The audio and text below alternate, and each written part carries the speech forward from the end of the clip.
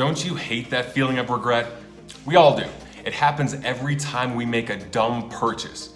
In a prior episode, I went over the biggest waste of money, and in this episode, you'll learn the absolute best uses of your money so you don't feel regret. Well, at least with your purchases. Welcome to the Millennial's Guide to Money, where we learn how to dominate our finances and own our life. Let's start with number one, healthy and organic food. Look, if you want to be your best, you have to feel your best. And to feel your best, you have to put the best quality food in your body, because your body's just like a car. If you want it to go fast, you want it to last a long time, you got to take care of it. And food is literally the fuel. We're literally made up of the food that we eat, the liquids we drink, and that turns into us. So if you're putting in McDonald's, processed food, all this garbage, then of course you're not going to feel good. And you might feel okay short term, but it's going to catch up at some point. Fruits, vegetables, grains, if you eat meat, it needs to be high quality, and I'd say limit it, but you want to be as healthy as possible in order to perform your best. Now, I know organic food is way more expensive. It could be $4 for non-organic blueberries, and then organic is $7. That's a big difference. However, there's a list of the Dirty Dozen. Dirty Dozen are the 12 foods that are most affected by pesticides. So if you could just focus on those, the ones that really have a lot of contamination, you'll be doing yourself a favor by getting organic in those areas. And then if you can't afford organic in everything, that's totally okay. At least you're making the best bang for your buck.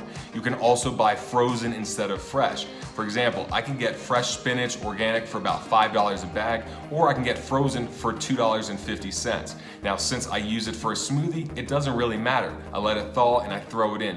But if money is a concern, then buy in bigger bulk and also consider buying frozen. Frozen is also healthier if you're not gonna eat the fresh food until it starts to go bad. So think of it there. Number two is a water filter and a couple reusable bottles. And it's for a few reasons. Number one, bottled water is one of the biggest wastes of money out there. If you can get something like a Brita filter for $30 or $40, or if you have it in your budget to get a Kangen filter or one of these really upscale water filtration devices that cost $500 to $2,000, it'll eventually pay itself off. And then you can get reusable bottles like this one here. It costs $20. It's steel, so you don't have to worry about any plastic chemicals, the BPA leaking in, especially if you live in warm weather climates. It's much better for the environment, and it's much better for your wallet as well. Plus, if you go to places like Whole Foods and you bring this, their coffee's like $1 if you bring this, but it's $3 if you don't. Well, it's a nice thing to bring to the coffee shop and save some money, but also help the environment at the same time. Number three would be a gym membership. Now, this depends on what kind of exercise you enjoy. If you like running outside, you don't need a gym membership. If you like cycling, and then get a bike instead. But the bottom line is exercise is critical to not only your physical health, but your mental health as well. I don't have all the articles or science in front of me, but you could look it up. There's no downside to moving your body and being in shape. I love my gym membership, which sometimes it costs $50 a month, but I've had gym memberships that cost $200 a month, and I find value in it in other ways. Because I love lifting weights, I want a gym membership. Because I like the social aspect of it, meeting people, being in an inspiring environment, I'll gladly pay $150 or $200 because I'll make sure to get that use. You have to find out for yourself what level of gym membership is worth it, but either way, some form of exercise. If you don't want a gym membership, then invest in nice running shoes, a jump rope, whatever it is that makes you happy and will get that blood flowing. Number four is a coffee machine. The reason is because $5 a latte doesn't seem like a lot. However, 365 days in a year, you're talking about almost $2,000. Now, if you like to go to a coffee shop and relax, or there's something special about it, then by all means do it. But if you're having the same thing every single day on your way to work, and you can make the equivalent on a $50 coffee machine or whatever it costs for $1, well, you're gonna save a lot of money, but more importantly, you're gonna save time, and time is money. If you can get more done at work, you can get a promotion, you can get an extra client, you can be more productive. Why not do that than have to spend an extra 20 or 30 minutes going to a coffee shop? Even that extra sleep, I think, is well worth it. So definitely consider a coffee machine. Number 5 is a pet. Now, This doesn't sound like a good use of money from a financial standpoint, but in terms of enjoyment and fulfillment, I don't know anyone that regrets having a pet, unless it's just like that cat from hell or that dog from hell. No matter what the pain and the work involved with having a pet is, usually the payoff is well worth it if you got a good one. So definitely consider a pet, but just be ready for the financial and time obligation that's needed.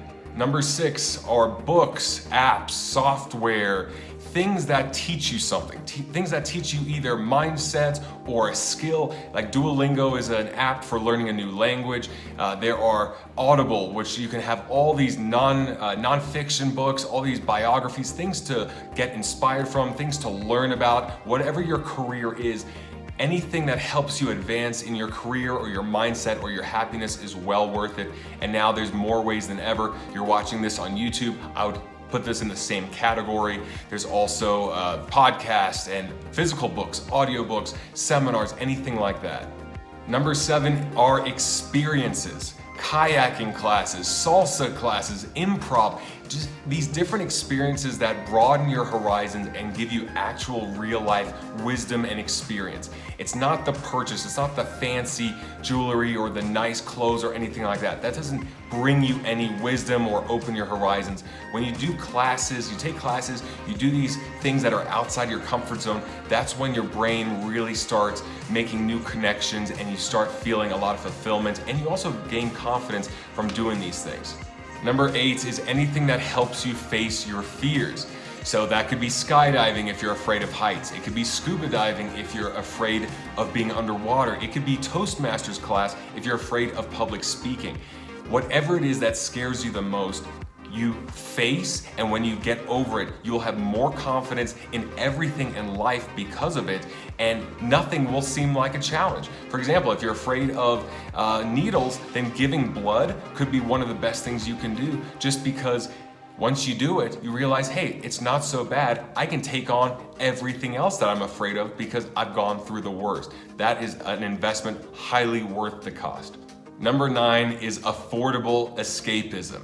Life can be overwhelming, life can be stressful, and sometimes we just want to plop on the couch and watch TV and eat a pint of Ben & Jerry's ice cream. I totally get it. There's nothing wrong with that because we need escapism. We need the movies, we need the sports teams, we need that stuff, and that's all fine in moderation and when it doesn't hinder your budget and keep you from investing in the other things that matter. You don't want to have this really elaborate vacation which makes you not able to afford healthy food or the books you need or a seminar that's going to help you in other ways. Have the escapism as a part of your budget so you can get that release while also not costing you everything else that's going to help you in life. Last but not least are relationships. Investing in projects and ideas with similar-minded people, like-minded people is well worth the cost because we don't know where the relationship will go, but we know that when we invest in other people that are doing great things, we feel great about ourselves because we're helping people do good things. It's a very satisfying feeling even if there's nothing in return. So investing in your spouse, in your partners, in your family, in your friends, people that are looking to do good things and people that help you and inspire you is always well worth the cost. So always meet up for coffee, always go to a movie, always go to a dinner or go to that person's workshop or program or seminar. It is well worth it if they're doing the right thing and you believe in it. So there are the 10 best things to invest your money into. And if you look at it, there is a common theme. Besides the pet and besides the escapism, the other 8 are investments. You think of the water filter and the bottles. Well, you're helping the planet, but you're also saving some time, you're also saving money. Same thing with the coffee machine. Same thing with the audiobooks and the relationships. It's all an investment, something where you're learning, you're growing, so that you can make a bigger impact, you can have a better life in the future. There you have it. Thanks for tuning in to the Millennial's Guide to Money. Write below something that I forgot or that you don't agree with, and stay tuned for the next episode.